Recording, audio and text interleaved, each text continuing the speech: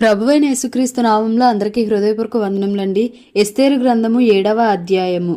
రాజును హామానును రాణి అయిన ఎస్తేరు నొద్దకు విందునకు రాగా, రాజు, ఎస్తేరు రాణి, నీ విజ్ఞాపన ఏమిటి? అది నీకు అనుగ్రహింపబడును. నీ మనవి ఏమిటి? రాజ్యంలో సగము మట్టుకైనను నీకు అనుగ్రహించదనని రెండవ నాడు ద్రాక్షారసపు విందులో ఎస్తేరుతో అనెను. అప్పుడు రాణి అయిన ఎస్తేరు ఈలాగు ప్రత్యుత్తరం ఇచ్చెను. రాజా, నీ దృష్టికి నేను దయ పొందిన దాననైన ఎడల రాజవైన తమకు సమ్మతి అయితే నా విజ్ఞాపనను బట్టి, నా ప్రాణమును నా మనవిని బట్టి నా జనులను నాకు అనుగ్రహింపబడుదురుగాక.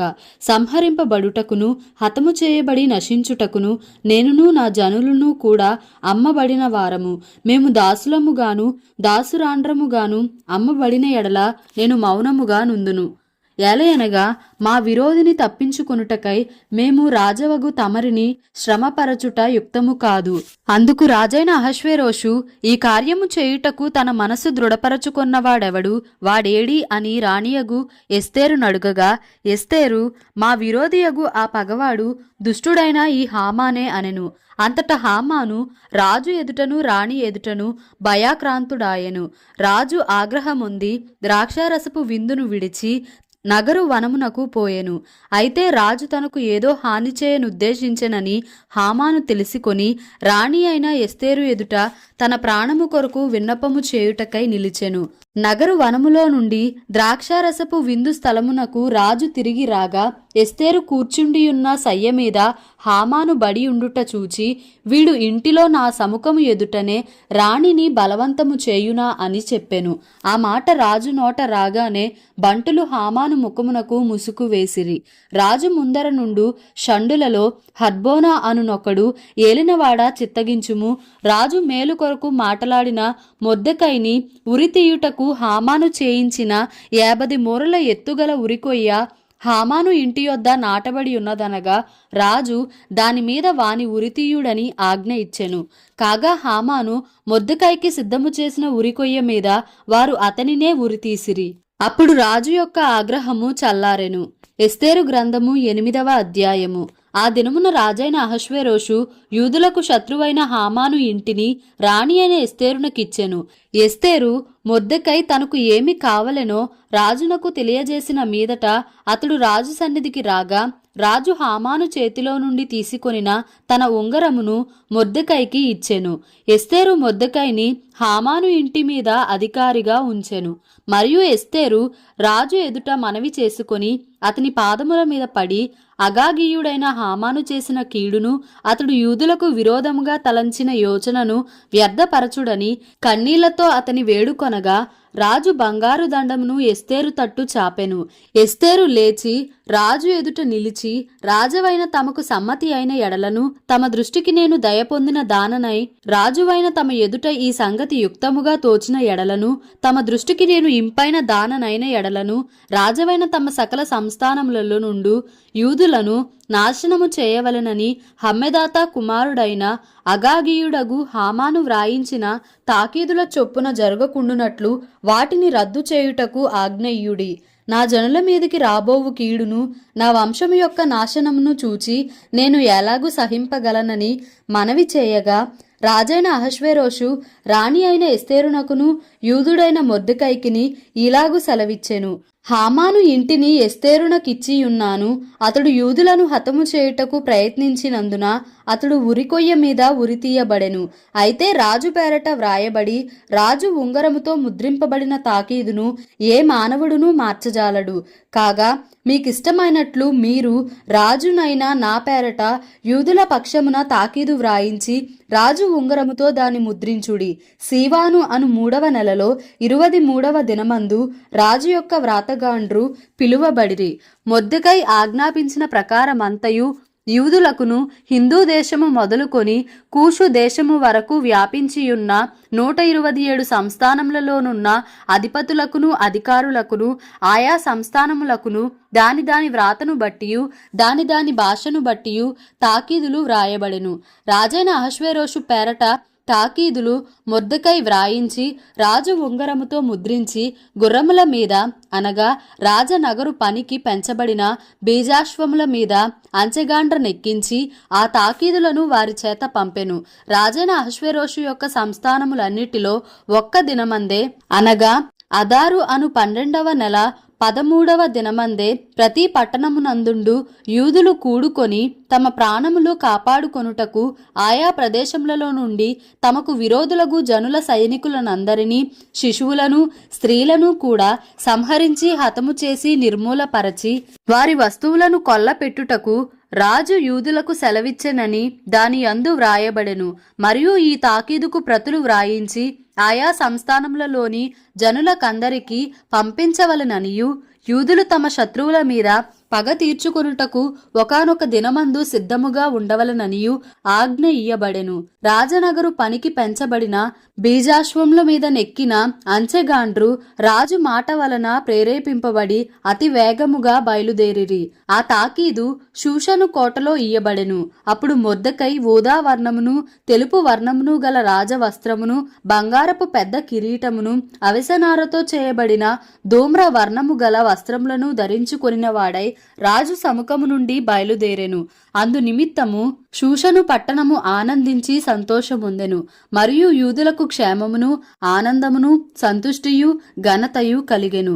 రాజు చేసిన తీర్మానమును అతని చట్టమును వచ్చిన ప్రతి సంస్థానమందును ప్రతి పట్టణమందును యూదులకు ఆనందమును సంతోషమును కలిగెను. అది శుభదినమని విందు చేసుకొనిరి. మరియు దేశ జనులలో యూదుల ఎడల భయము కలిగెను కనుక అనేకులు యూదుల మతము అవలంబించిరి.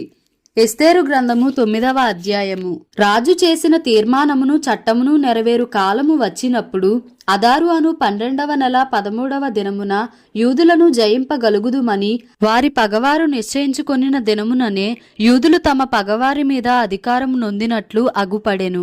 యూదులు రాజైన అహష్వేరోషు యొక్క సంస్థానములన్నిటిలో నుండు పట్టణముల యందు తమకు కీడు చేయవలనని చూచిన వారిని హతము చేయుటకు కూడుకొనిరి. వారిని గూర్చి సకల జనులకు భయము కలిగినందున ఎవరునూ వారి ముందర నిలువలేకపోయిరి. మొర్దెకైని గూర్చిన భయము తమకు కలిగినందున సంస్థానముల యొక్క అధిపతులను అధికారులను ప్రభువులను రాజు పని నడిపించువారును యూదులకు సహాయము చేసిరి. మొర్దెకై రాజు యొక్క నగరులో గొప్పవాడాయెను. ఈ మొర్దెకై అనువాడు అంతకంతకు గొప్పవాడగుట చేత అతని కీర్తి సంస్థానములన్నిటి యందు వ్యాపించెను. యూదులు తమ శత్రువులనందరినీ కత్తివాత హతము చేసి వారిని నాశనము చేసి మనస్సు తీరా తమ విరోధులకు చేసిరి. షూషను కోటయందు యూదులు 500 మందిని చంపి నాశనము చేసిరి. హమ్మెదాత కుమారుడై యూదులకు శత్రువగు హామాను యొక్క 10 మంది కుమారులైన పర్షందాత, దల్పోను, అస్పాత, పోరాత, అదల్యా, అరీదాత, పర్మష్త, అరీసై, అరీదై, వైజాత అను వారిని చంపిరి. అయితే కొల్ల సొమ్ము వారు పట్టుకొనలేదు. ఆ దినమున షూషను కోటయందు చంపబడిన వారి లెక్క రాజునకు తెలియజెప్పగా రాజు రాణి అయిన ఎస్తేరుతో యూదులు షూషను కోటయందు 500 మందిని హామాను యొక్క 10 మంది కుమారులను బొత్తిగా నాశనము చేసి ఉన్నారు. రాజు యొక్క కొదువ సంస్థానములలో వారు ఏమి చేసి ఉందురో ఇప్పుడు నీ మనవి ఏమిటి? అది నీకు అనుగ్రహింపబడును. నీవు ఇంకను అడుగునదేమి అది దయచేయబడునని సెలవీయగా ఎస్తేరు రాజవైన తమకు సమ్మతమైన ఎడల ఈ దినము జరిగిన చొప్పున షూషను నందున్న యూదులు రేపును చేయునట్లుగాను హామాను యొక్క 10 మంది కుమారులు ఉరికొయ్య మీద ఉరితీయింపబడునట్లుగాను సెలవీయుడనెను. అలాగు చేయవచ్చునని రాజు సెలవిచ్చెను. షూషనులో ఆజ్ఞ ప్రకటింపబడెను. హామాను యొక్క 10 మంది కుమారులు ఉరితీయింపబడిరి. షూషను నందున్న యూదులు అదారు మాసమున 14వ దినమందు కూడుకొని షూషను నందు 300 మందిని చంపివేసిరి. అయితే వారు కొల్ల సొమ్ము పట్టుకొనలేదు.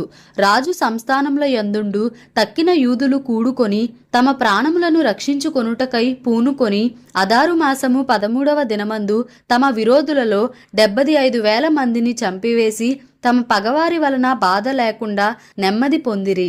అయితే వారును కొల్ల సొమ్ము పట్టుకొనలేదు. 14వ దినమందును వారు నెమ్మది పొంది విందు చేసి కొనుచు సంతోషముగా నుండిరి. షూషను నందున్న యూదులు ఆ మాసమందు 13వ దినమందును 14వ దినమందును కూడుకొని 15వ దినమందు నెమ్మది పొంది విందు చేసి కొనుచు సంతోషముగా నుండిరి. కాబట్టి ప్రాకారము లేని ఊళ్లలో కాపురమున్న గ్రామవాసులైన యూదులు అదారు మాసము 14వ దినమందు సంతోషముగా నుండి అది విందు చేయదగిన శుభదినమనుకొని ఒకరికొకరు బహుమానములు పంపించుకొనుచూ వచ్చిరి. మొర్దెకై ఈ సంగతులను గూర్చి రాజైన అహష్వేరోషు యొక్క సంస్థానములన్నిటికీ సమీపముననేమి దూరముననేమి నివసించియున్న యూదులకందరికీ పత్రికలను పంపి, యూదులు తమ పగవారి చేత బాధపడక నెమ్మది పొందిన దినములనియు వారి దుఃఖము పోయి సంతోషము వచ్చిన నెల అనియు వారు మూల్గుట మానిన శుభదినమనియు ప్రతి సంవత్సరము అదారు నెల యొక్క 14వ దినమును 15వ దినమును వారు ఆచరించుకొనుచు విందు చేసి కొనుచు సంతోషముగా నుండి ఒకరికొకరు బహుమానములను దరిద్రులకు కానుకలను పంపతగిన దినములనియు వారికి స్థిరపరచెను. అప్పుడు యూదులు తాము ఆరంభించిన దానిని మొర్దెకై తమకు వ్రాసిన ప్రకారముగా నెరవేర్చుదుమని ఒప్పుకొనిరి.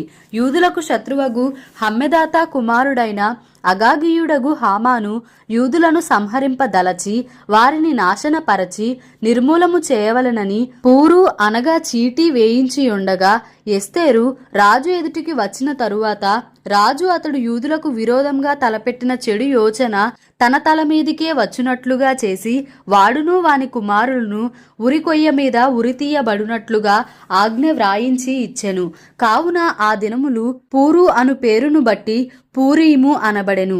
ఈ ఆజ్ఞలో వ్రాయబడిన మాటలన్నిటిని బట్టియు ఈ సంగతిని బట్టియు తాము చూచిన దానినంతటిని బట్టియు తమ మీదికి వచ్చిన దానిని బట్టియు యూదులు ఈ 2 దినములను గూర్చి వ్రాయబడిన ప్రకారముగా ప్రతి సంవత్సరము వాటి నియామక కాలమును బట్టి వాటిని ఆచరించదమనియు ఈ దినములు తరతరములుగా ప్రతి కుటుంబములోను ప్రతి సంస్థానములోను ప్రతి పట్టణములోను జ్ఞాపకము చేయబడినట్లుగా ఆచరించదమనియు పూరీము అను ఈ దినములను యూదులు ఆచరింపకయు తమ సంతతి వారు వాటిని జ్ఞాపకముంచుకొనకయు మానకుండునట్లు నిర్ణయించుకొని ఆ సంగతిని మరచిపోకుండునట్లు తమ మీదను తమ సంతతి వారి మీదను తమతో కలిసి కొనిన వారి మీదను ఇది ఒక బాధ్యతగా ఉండునని ఒప్పుకొనిరి. అప్పుడు పూరీమును గూర్చి వ్రాయబడిన ఈ 2వ ఆజ్ఞను దృఢపరచుటకు అబీహాయిలు కుమార్తెయును రాణియునైన ఎస్తేరును యూదుడైన మొర్దెకయ్యును ఖండితముగా వ్రాయించిరి. మరియు యూదుడైన మొర్దెకయ్యును రాణి అయిన ఎస్తేరును యూదులకు నిర్ణయించిన దానిని బట్టి వారు ఉపవాస విలాప కాలములు ఏర్పరచుకొని అది తమ మీదను తమ వంశపు వారి మీదను ఒక బాధ్యత అని ఎంచుకొని వాటిని జరిగించదమని ఒప్పుకొనిన ప్రకారముగా ఈ పూరీము అను పండుగ దినములను స్థిరపరచుటకు అతడు అహష్వేరోషు యొక్క రాజ్యమందుండు 127 సంస్థానములలోనున్న యూదులకందరికీ వారి క్షేమము కోరునట్టియు విశ్వాసార్థములగునట్టియు మాటలు గల పత్రికలు పంపెను. ఇలాగున ఎస్తేరు యొక్క ఆజ్ఞ చేత ఈ పూరీము యొక్క సంగతులు స్థిరమై గ్రంథంలో వ్రాయబడెను. దేవుడి పరిశుద్ధ వాక్యమును మన వినికిడిలో దీవించి ఆశీర్వదించునుగాక. Amen. Please like, share and subscribe for more videos.